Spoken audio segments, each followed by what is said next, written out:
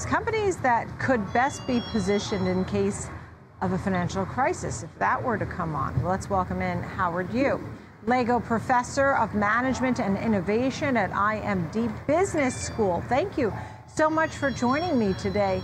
So you have a few areas that you think could withstand a financial crisis. I'm curious, I know automotive is one, but how is it that you go about selecting these sectors in the first place?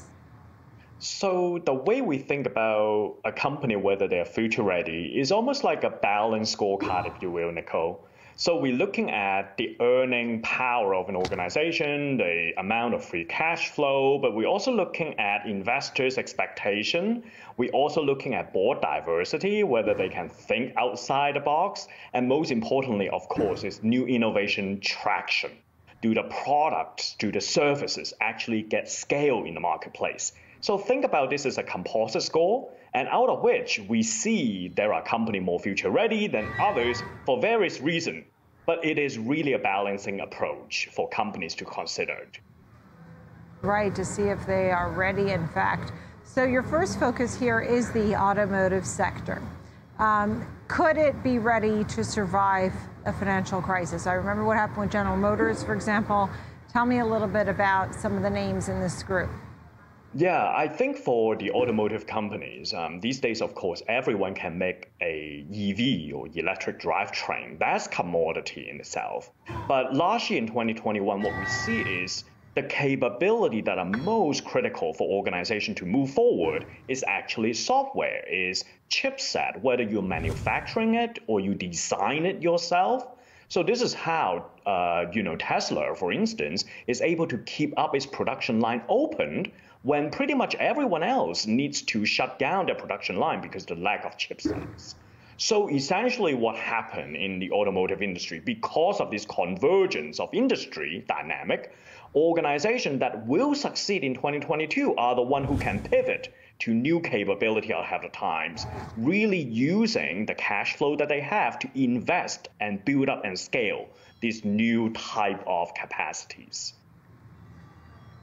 Right. So that being said, as you look at these different areas, right, names like you mentioned how they really are ready to transform to the world of EV.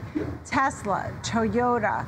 Are there some that seem to be better positioned than others, and what really determines to you which ones those are?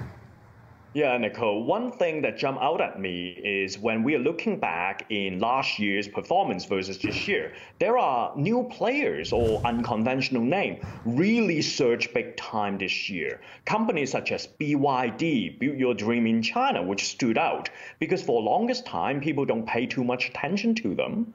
But they are, in fact, one of the very, very few car makers who actually have a semiconductor factory that they could become self-sufficient. And they're also supplying the semiconductor chipset to other automakers. And also, they have been diversified their earnings so that it's not just domestic consumption in China, but they actually export quite a bit abroad.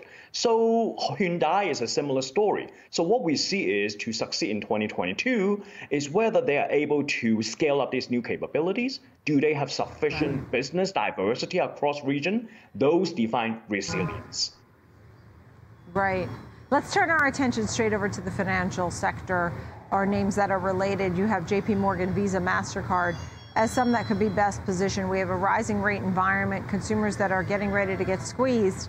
But you have those names as the best positioned, and on the other side, maybe some that might be under pressure in some way. American Express, Credit Suisse. Explain what the differences are and which ones are the winners to you.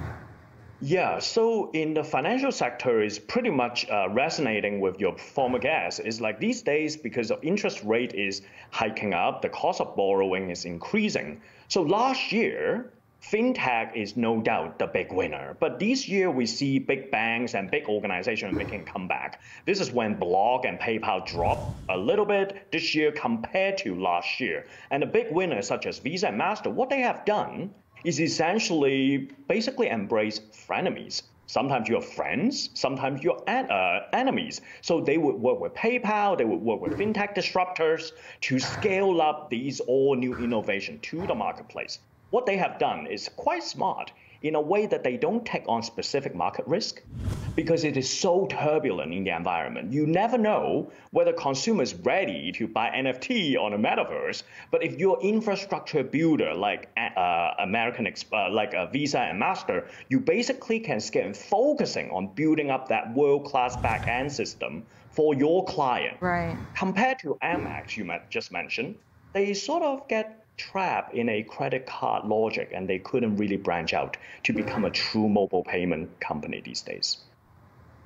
I love the chart that you supplied us too. There's a lot of names on here. It's exciting work that you do. Thank you for your insight today. Always nice to have you on the show. Howard Yu, Lego Professor of Management and Innovation at IMD Business School. Thank you.